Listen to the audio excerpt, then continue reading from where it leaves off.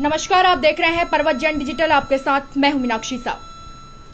Ankita Bhandari case जिसने उत्तराखंड को दहलाकर रख दिया, उसने ये बता दिया उत्तराखंड को कि एक बेटी जिसकी रक्षा शायद हम उत्तराखंड वाले नहीं कर पाए, लेकिन जो आक्रोश देखने को मिला उसके बाद ये पता चला कि हाँ भाई, हमारे अंदर जज्बात है, हमारे अंदर दिल है। अब वो केस कहां तक पहुंचा है, लेकिन उसमें 2 पत्रकार जिन्होंने इस केस को उठाया, मेरे साथ है जागो उत्तराखंड के संपादक आशुतोष नेगी जी और पर्वत जैन डिजिटल के संपादक विजय रावत जी।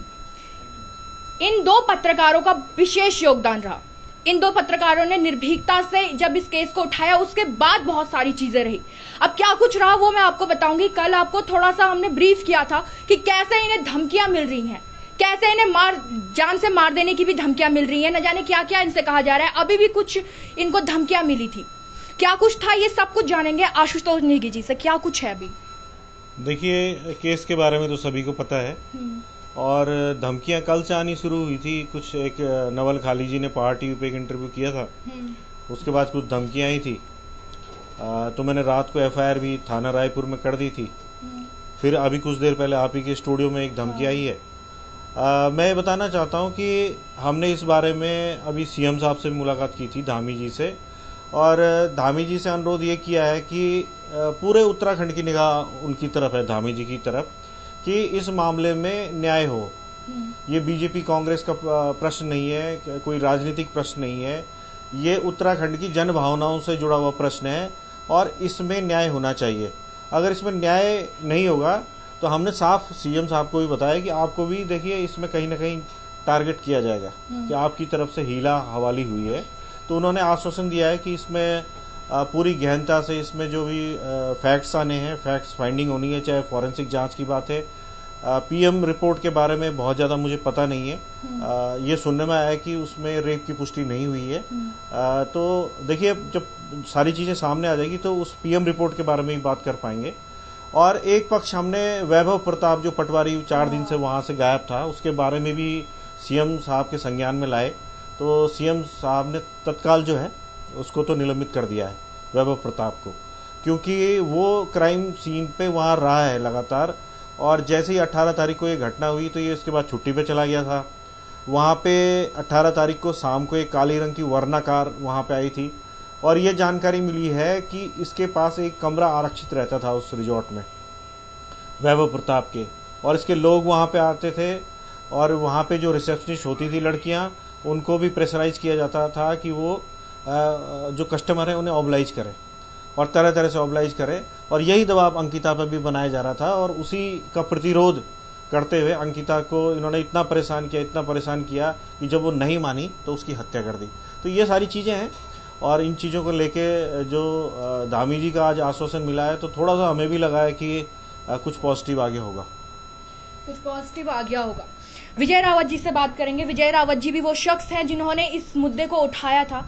रावत जी, बहुत सारी चीजें इस केस में देखने को मिली। आप लगातार परिजनों के साथ जुड़े हुए हैं, अभी क्या परिजनों का हालत है, क्या उनसे बातचीत हुई है? कुछ वहां से भी कुछ निकल के आया है, मुझे पता चला है। अभी जो मैंने परिजनों से बात करी थी, सबसे पहले हमारी प्राथमिकता ये थी, जिस कारण जो अंतिम संस्कार नहीं होने दिया जा रहा था जो अंकिता है, तो पीएम रिपोर्ट सबसे पहले उसमें आनी थी। तो इंतजार था कि कल शायद पीएम रिपोर्ट आ जाती। मेरी देर से रात उसमें बात हुई थी और एक प्रेस नोट भी पुलिस की तरफ से जारी हुआ था कि पीएम रिपोर्ट हो गई है, उनके घर वालों को बता दिया गया।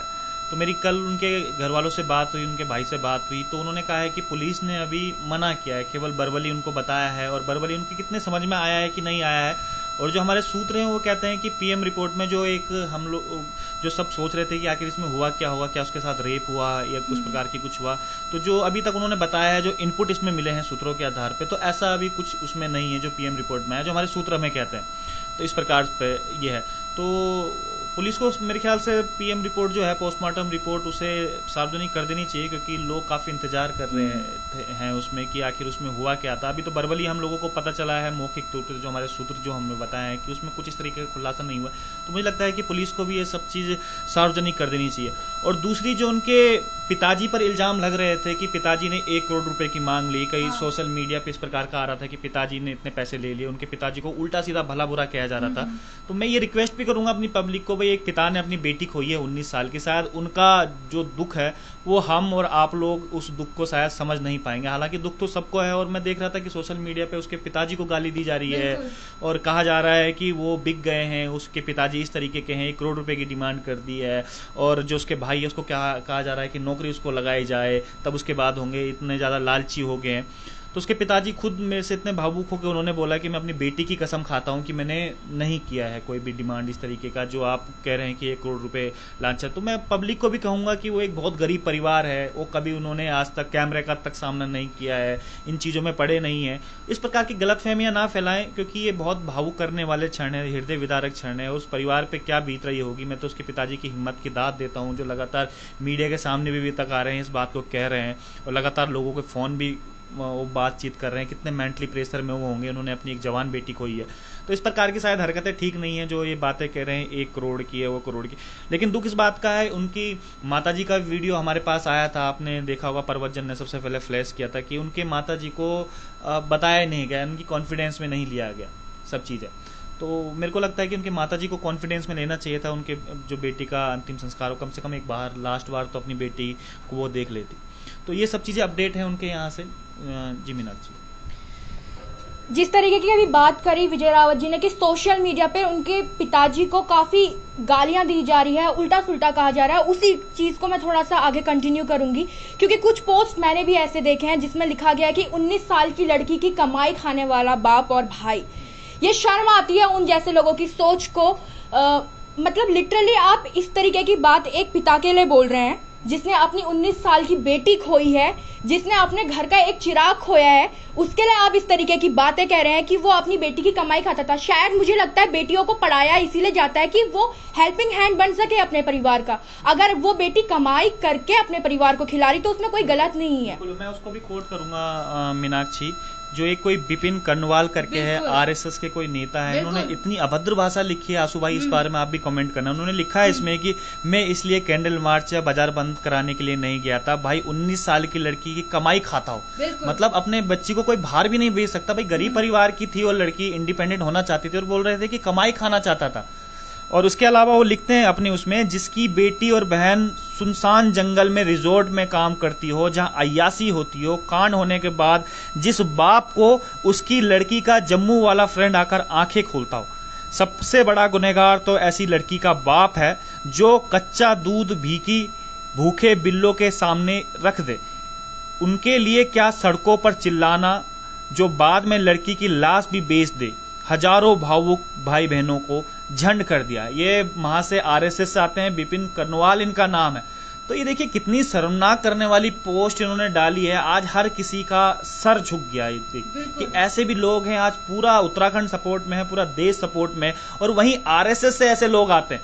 तो ये तो आरएसएस को भी बदनाम कर रहे हैं इस तरीके की पोस्ट डाल के, और मतलब ये चाह रहे हैं कि कोई बाप अपनी बेटी को इस तरीके से नौकरी पर ना भेजे। बाकी कमेंट आप आंसू भाई से ले लीजिए इस बारे में। जो बिपिन कर्नवाल जो भी हैं, चाहे ये राष्ट्रीय स्वयं सेवक संघ से हो, चाहे किसी भी संघ से हो, देखिए जो चीज आपने कह दी है और जिस तरह से उत्तराखंड का बच्चा आंदोलित है, उस हिसाब से आपने जो ये वक्तव्य दिया है, कहीं आप लोगों की भीड़ के बीच फंस गए तो आपके साथ क्या होगा आप इमेजिन नहीं कर सकते। क्योंकि देखिए आप जन भावनाओं से खेल रहे हो। क्या अंकिता के रूप में आपको अपनी बेटी नहीं दिखाई देती? क्या आपकी बेटी कल पढ़ाई लिखाई करके परिवार के लिए कुछ करेगी तो क्या आपको अच्छा नहीं लगेगा? कैसी बात करते हो आप? पढ़े लिखे भी हो या अनपढ़ जाहिल हो आप?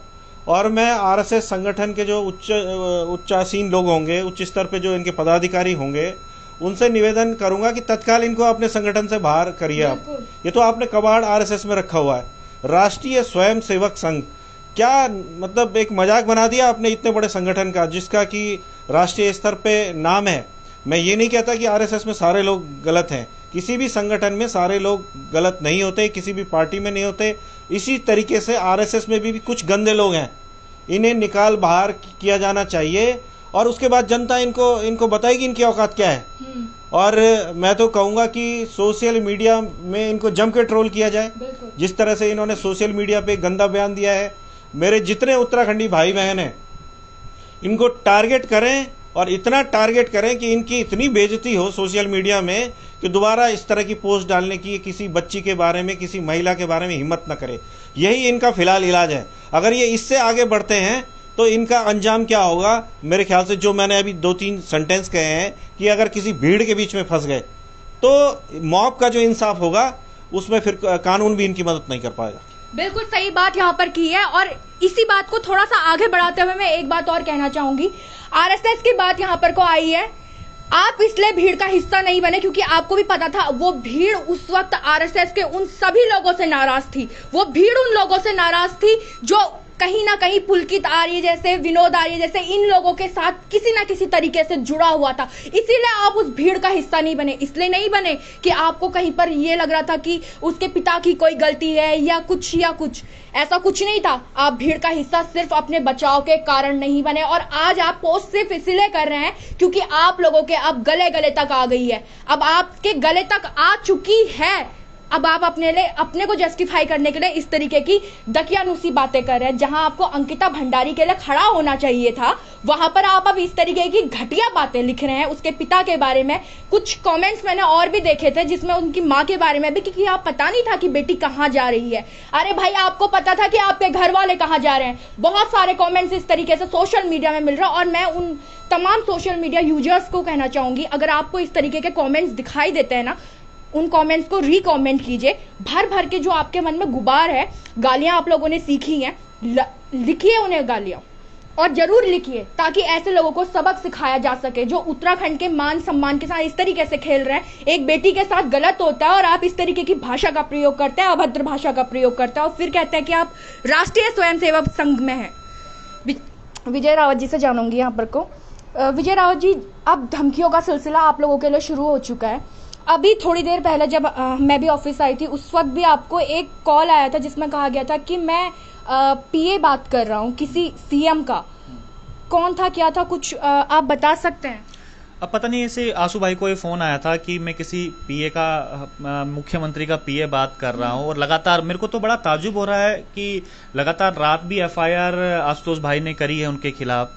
और उसके बाद आज नवल खाली जो पहाड़ टीवी के संपादक हैं उन्होंने भी आज एफआईआर करी है उनके खिलाफ। उसके बाद भी लगातार फोन आ रहे हैं। क्या इन लोगों को डर नहीं बचा है बिल्कुल शासन प्रशासन का? लॉ एंड ऑर्डर कहाँ रह गया? मैं तो ये समझता हूँ कि लगातार जिन पत्रकारों ने मुद्दा उठाया है, कम से कम अगर ये कोई इसके पीछे कोई हिडन एजेंडा है तो सार्वजनिक तो कीजिए। कम से कम एक कोई मंत्री को आप कुछ लिख दीजिएगा कॉमेंट में तो उसके घर पुलिस पहुंच जाती है तुरंत।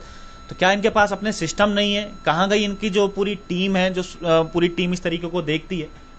कम से कम ये देखेगा कि इस प्रकार की हरकत आखिर कौन कर रहा है। अगर इसके पीछे कोई हिडन एजेंडा है भी किसी का तो सार्वजनिक कीजिए इन सब चीजों को। लॉ एंड ऑर्डर, तभी तो लोगों को विश्वास होगा आप लोगों के ऊपर, लॉ एंड ऑर्डर के ऊपर, शासन के ऊपर, प्रशासन के ऊपर, तभी विश्वास होगा। लेकिन मैं बड़ा ताजुब हूं इस बात को लेकर कि कल एफआईआर होने के बावजूद भी लगातार धमकियां मिल रही हैं। आंसू भाई ने एफआईआर दर्ज करी, नवल भाई ने इसके ऊपर आज एफआईआर दर्ज करी अलग अलग से। और मुझे तो लगता है सबसे पहले तो आंसू भाई को प्रोटेक्शन वगैरह भी मिलना चाहिए इन सब चीजों को लेकर। मैं यहाँ पर ये चीज कोट करना चाहूंगी इन दो पत्रकारों को डेफिनेटली, क्योंकि इन दोनों ने मामला उठाया है, अपनी जान जोखिम में डाली है भाई, डाली है। तो इसीलिए इन दोनों पत्रकारों को मिलनी चाहिए प्रोटेक्शन, क्योंकि कहीं ना कहीं इनकी जान का, इनके परिवार को कोई किसी तरीके की हानि ना पहुंचे, इस बात की जिम्मेदारी सरकार की भी बनती है। पुष्कर सिंह धामी जी, अगर हमें सुन पा रहे हैं, अगर हमें सुन रहे हैं, अगर हमारी आवाज वहां तक जा रही है तो इन दो पत्रकारों को प्रोटेक्शन देने की बात मैं यहाँ पर कर रही हूँ और डेफिनेटली इन दो पत्रकारों को प्रोटेक्शन मिलनी भी चाहिए। आशुतोष जी, अभी जिस तरीके का अभी माहौल बन गया, बैक टू बैक आपको कॉल्स आ रहे हैं, इस पे क्या कुछ कहेंगे आप? देखिए, जो कॉल अभी आया था तो ये अपने को पीए बता रहे थे सीएम के। तो मैंने इनसे पूछा कि भाई नाम बताओ, आप सीएम के पीए हो तो आप नाम बता दीजिए कि कौन हो आप। तो ये नाम नहीं बता रहा था और फिर ये बदतमीजी कर रहा था। मतलब कुल मिला के ये टारगेट ये कर रहे हैं कि अंकिता भंडारी केस में हम आगे काम न करें।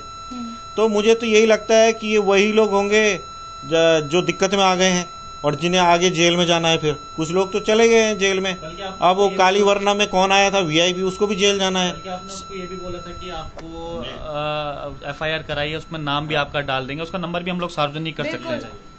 तो उसको मैंने ये तक कहा कि कल जो मैंने एफआईआर की थी उसमें कुछ नंबर मैंने डाले हैं, अब मैं तुम्हारा नंबर भी डाल दूंगा। तो उसको खौफ नहीं है। तो मैं डीजीपी उत्तराखंड से निवेदन करूंगा कि जिस तरह से लगातार ये कॉल आ रही हैं, कल मुंबई से 2 कॉल आई थी, ये लोग पुलकित आर्य के नाम से ही कॉल कर रहे हैं ना आपको? ये कल तो एक विनोद आर्य कह रहा था कि मैं विनोद आर्य बोल रहा हूँ। अच्छा। तो वो विनोद आर्य तो वो तो नहीं रहे होंगे पुलकित के फादर, ये जो भी हैं, कुल मिला के ये वही पक्ष कहीं ना कहीं है, या अगर वो पक्ष नहीं है तो एक ऐसा पक्ष हो सकता है जो लगातार इस चीज को उकसाना चाहता है और लोगों में इस तरह की भावना पैदा करना चाहता है कि सरकार की भी बदनामी हो। क्योंकि अगर इसमें कोई नतीजा नहीं आता, एक पॉजिटिव रिजल्ट नहीं आता और न्याय नहीं मिलता अंकिता को, तो धामी सरकार की भी बदनामी होगी। आज हम धामी जी से जब मिले तो धामी जी को हमने ये भी बताया कि धामी जी, इस मामले में अगर न्याय नहीं मिला तो ये सीधे सीधे आपकी बदनामी होगी, आपको टारगेट किया जाएगा कि धामी जी की हिला हवाली रही, रिजॉर्ट तोड़वा दिया। धामी जी ने अभी हमें बताया, धामी जी से फेस टू फेस हमारी बात हुई, धामी जी ने कहा कि मैंने सिर्फ इतना कहा था कि उस रिजॉर्ट की जो अवैध बाउंड्री है उसे तोड़ दीजिए, जिससे कि जन भावनाएं जो भड़की हुई थी उसको थोड़ा सा शांत किया जाए कि चलो कुछ तो तोड़ा। अब उसका मतलब रेणु बिष्ट जी ने ये निकाल लिया कि पूरा रिजॉर्ट ही तोड़ दो, पूरा क्राइम सीन ही खत्म कर दो। तो देखिए ये गलत चीज है और इतनी अज्ञानता एक विधायक के अंदर होना भी एक लोकतंत्र में एक मजाक है कि एक विधायक को अगर इस तरह का पता नहीं है कि क्राइम सीन को डैमेज नहीं करना है, तो ये बड़ा हैरानी भरा है। बिल्कुल। तो बहुत सारी चीजें हैं। धामी जी से इस बारे में भी बात हो गई है कि ये वैभव प्रताप की क्या भूमिका है, ये 4 दिन से गायब था, सरकारी जमीनों पर वहां कब्जा करवा रहा था, डीएम पौड़ी के पास इसकी एक पुरानी सरकारी जमीनों पर कब्जा करने की एक जांच है जिसमें इस पे कार्रवाई होनी है, तो वो लंबित है। तो मेरे ख्याल से सीएम ऑफिस से आज फोन चला जाएगा डीएम पौड़ी जोगदंडे जी को कि भाई उसमें क्यों कार्रवाई आपने नहीं की। तो तमाम जो वैभव प्रताप के काले कारनामे हैं, जो पटवारी वही उसी का नाम मैं ले रहा हूँ, काली वरना जो वहां आई वो किसकी थी, वो जो स्थानीय ग्रामीण लगातार इनपुट दे रहे हैं कि वहां पे अवैध गतिविधियां होती थी, जमीनों पे कब्जा वहां पे होता था, नशे का कारोबार वहां पे होता था और लड़कियों से वैश्यावृत्ति वहां पे करवाई जाती थी जबरन। तो ये सारे फैक्ट्स मिल गए हैं और एक तरह से वो वैश्यावृत्ति और अपराधों का एक अड्डा था, सरकारी भूमि पर कब्जे करने का एक अड्डा था और ये दलाल के रूप में वहां वैभव प्रताप जो पटवारी है वो काम कर रहा था। इसके काफी एविडेंस मिल चुके हैं और इसे निलंबित करने के आदेश भी सीएम धामी जी ने कर दिया है। तो उसके लिए हम धन्यवाद करते हैं कि कहीं ना कहीं वो आगे आए हैं हमारी बात सुन के, और उन्होंने ये भी आश्वासन दिया है कि आगे अगर कोई ऐसी बात होती है, क्या कोई ऐसा इनपुट आपके पास होता है जिसे पुलिस नहीं सुन रही है, जिसे प्रशासन नहीं सुन रहा है, तो वो सीधे हम धामी जी को बताएं। तो ये बहुत बड़ी बात सीएम साहब ने की है कि वो उन्होंने हमें इतनी इजाजत दी है कि हम उनसे सीधे संवाद कायम कर सकें, इनपुट उन्हें दे सकें। तो अब थोड़ा सा निश्चिंत रहना चाहिए हमारे प्रदेश के लोगों को भी, क्योंकि हम पे विश्वास उन्होंने व्यक्त किया है और सीएम ने हम पे भी कहीं विश्वास व्यक्त किया है। तो आपकी जो भी ग्रीवेंस हैं, जो भी चीजें हैं, वो फैक्ट्स हैं, वो आप हमें दे सकते हैं और हमारे माध्यम से वो सीएम साहब तक पहुंचेंगे और सीएम साहब तक जब पहुंचेंगे तो निश्चित रूप से उसमें न्याय होगा। वो भी चाहते हैं कि इसमें न्याय हो जाए। जो उनसे बातचीत हमारी हुई तो लगा कि वो वाकई इसमें न्याय चाहते हैं, वाकई न्याय चाहते हैं। और एक चीज अभी निकल के सामने आई है, क्राइम सीन को तोड़ने के लिए सीएम धामी ने नहीं कहा था, ये वहां के विधायक की गलती थी, रेणु जी की गलती थी।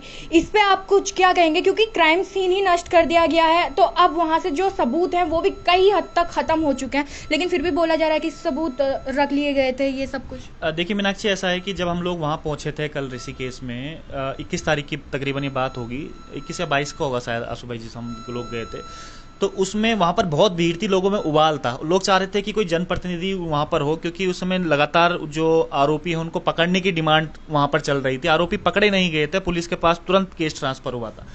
लेकिन वहां पर जो यमकेश्वर की विधायक का जो आज जिक्र आ रहा है, जिसने रातों रात उसी रात को वहां पर जो बुलडोजर जो उसने चला दिया था, वो वहां पर नहीं पहुंची।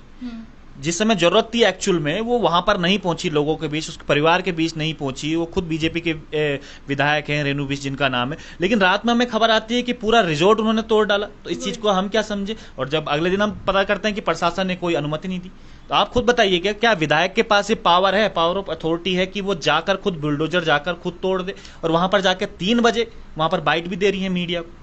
तो सबसे पहले तो उस विधायक के ऊपर कार्रवाई होनी चाहिए। हमने सीएम धामी से हमने ये मांग भी करी है कि जो रेणु बिष्ट है उनके ऊपर भी आप कार्रवाई कीजिएगा। ये केवल इसलिए कार्रवाई नहीं करेंगे क्योंकि वो आपकी पार्टी की विधायक है, उसकी भी कार्रवाई की है क्योंकि क्राइम सीन को उन्होंने छेड़छाड़ करने की उसके साथ कोशिश की है। हालांकि अगर चलो कह भी दें कि प्रशासन के उसके बाद आया था बयान कि हम लोगों ने क्राइम सीन पे फोरेंसिक जांच वगैरह वीडियोग्राफी वगैरह कर दी थी, लेकिन उसको नष्ट करना कहां तक उचित था जब इसका पूरा प्रकरण चल ही रहा है अभी तक। तो इतनी जल्दी में क्यों थी प्रशासन?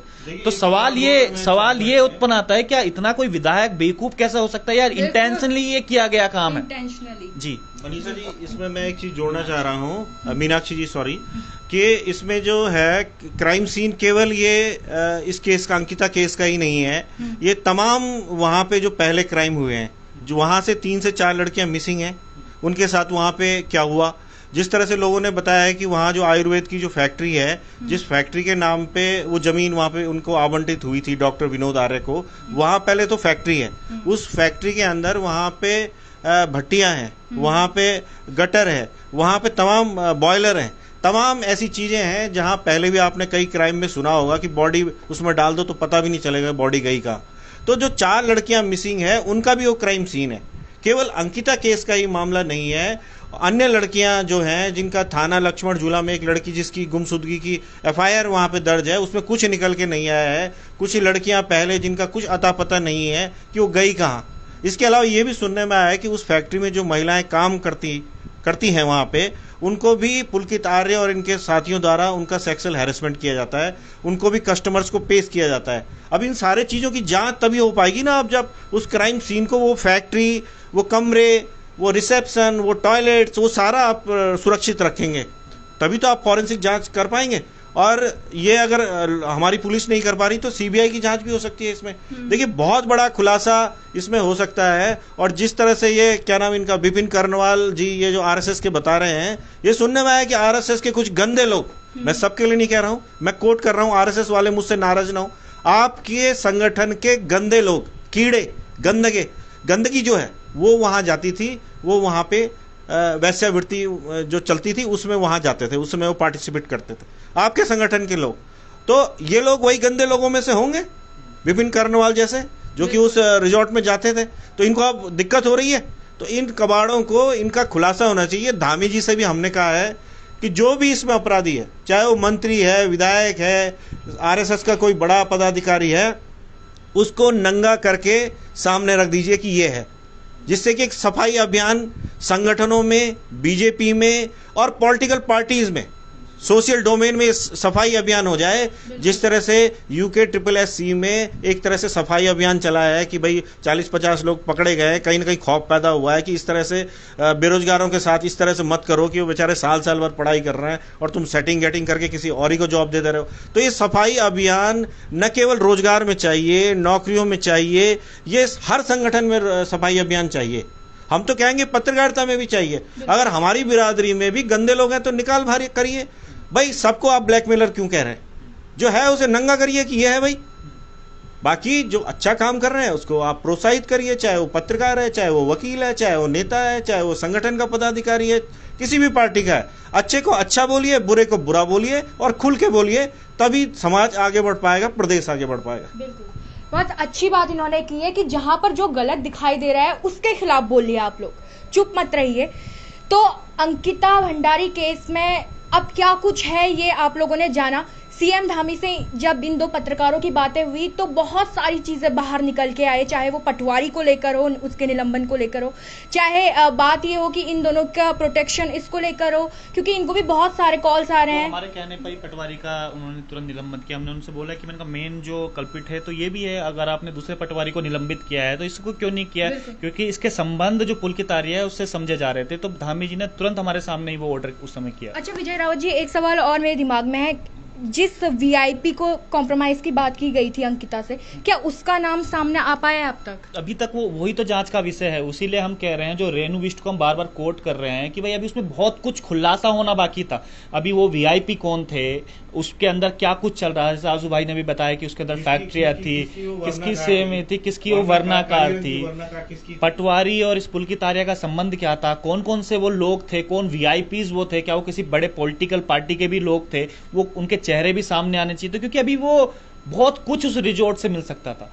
तो इतनी जल्दी में क्या थी, क्या ये कोई सोची समझी साजिश थी? क्योंकि इतनी, मुझे तो नहीं लगता कि इतना बेवकूफ कोई विधायक हो सकता है। बिल्कुल ये इंटेंशनली किया गया है बिल्कुल, और अगर वो इतना बेवकूफ है तो वो विधायक बनने के काबिल नहीं है। बिल्कुल। सवाल बहुत सारे हैं अंकिता हत्याकांड में, और जो विधायक है उनका नाम सबसे ऊपर अब इसीलिए आता है क्योंकि एक क्राइम जो सीन जहां पर होता है उस जगह पे ना छेड़छाड़ होती है। आपने भी देखा होगा, कई बार आप सावधान इंडिया सीआईडी देखते होंगे तो आगे पीछे आप देखते हो उस जगह पे कोई जाता ही नहीं है, उस जगह को ही आप नष्ट कर दे रहे हैं। तो भैया जांच कहां पर होगी? आगे कैसे पुष्टि हो पाएगी कि हाँ इस जगह पे ये सीन हुआ था, ये हुआ था?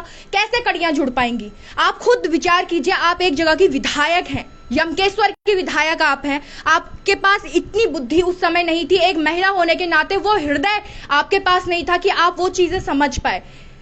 तो फिर अब धामी सरकार को सोचना चाहिए कि क्या ऐसा विधायक आपकी पार्टी में रहने लायक है? ये बात अब धामी सरकार को सोचनी चाहिए कि इतना दिमाग तो अब धामी सरकार के पास भी होगा कि जो क्राइम सीन नष्ट कर सकता है, क्या वो भारतीय जनता पार्टी को नष्ट नहीं कर सकता? अब ये धामी सरकार के ऊपर है।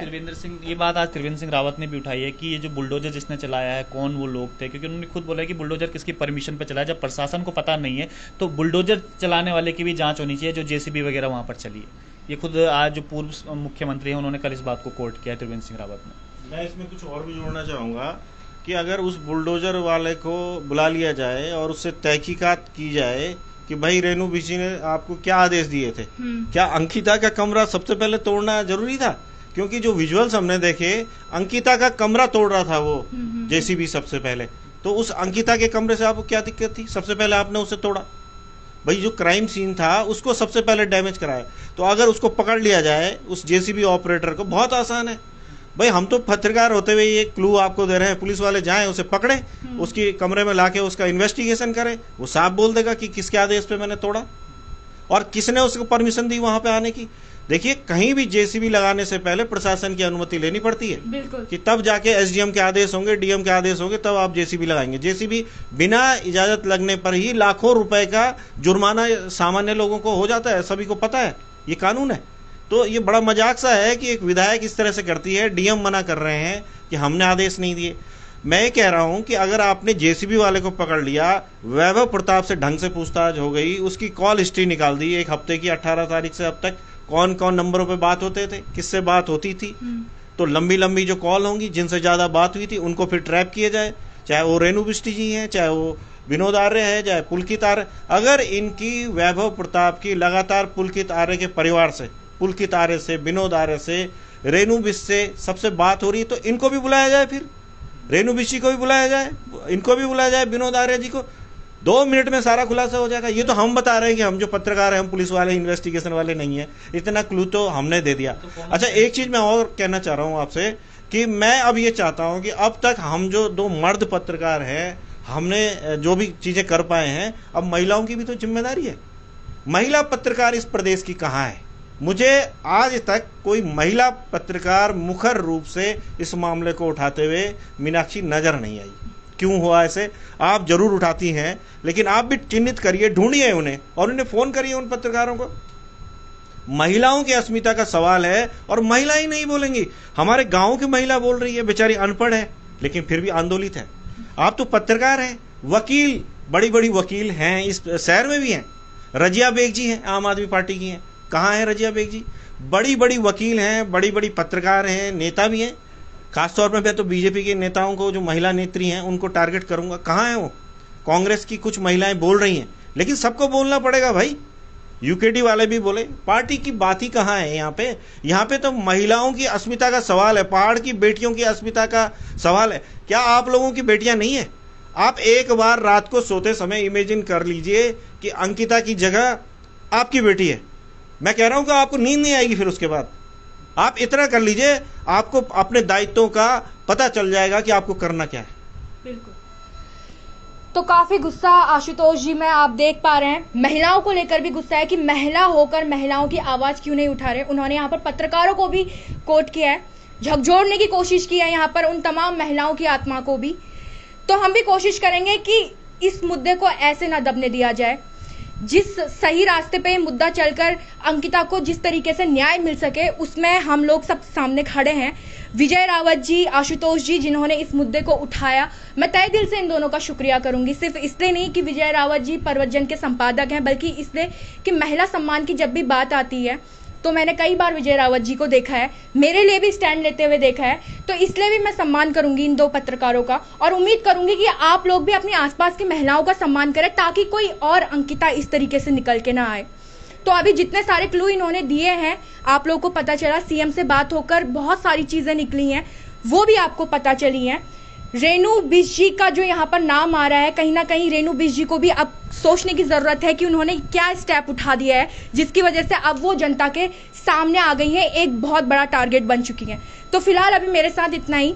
इस पूरे प्रकरण में हमारी नजर रहेगी और सरकार से फिर मैं एक बार दरख्वास्त करूंगी कि इन दो पत्रकारों को सुरक्षा दी जाए, क्योंकि इन पे अलावा नवल खाली जी को कल मेरे सामने धमकी आ गई और उसके बाद लगातार धमकियां आनी है। और हमारे ही नहीं, मैं तो ये कह रहा हूं कि सारे पत्रकारों को, आपको भी, जो भी इस मामले को उठा रहे हैं, देखिए उनको टारगेट किया जाएगा, चाहे वो प्रिंट के हैं, चाहे इलेक्ट्रॉनिक के हैं, चाहे डिजिटल मीडिया के हैं, चाहे पोर्टल वाले हैं।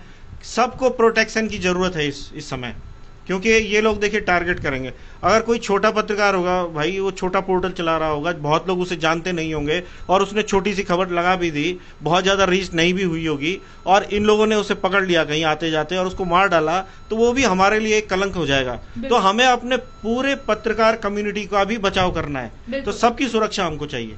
भाई पत्रकार भी तभी आपके लिए आवाज उठाएगा जब वो खुद सुरक्षित रह पाएगा। तो अभी जरूरत है कि पत्रकार को भी सुरक्षित रखा जाए, उनको सुरक्षा के दायरे पे रखा जाए, इतना सरकार हम लोगों के लिए कर सकती है। तो फिलहाल इस वक्त मेरे साथ इतना ही। तमाम अपडेट्स के साथ बने रहेंगे पर्वतजन डिजिटल।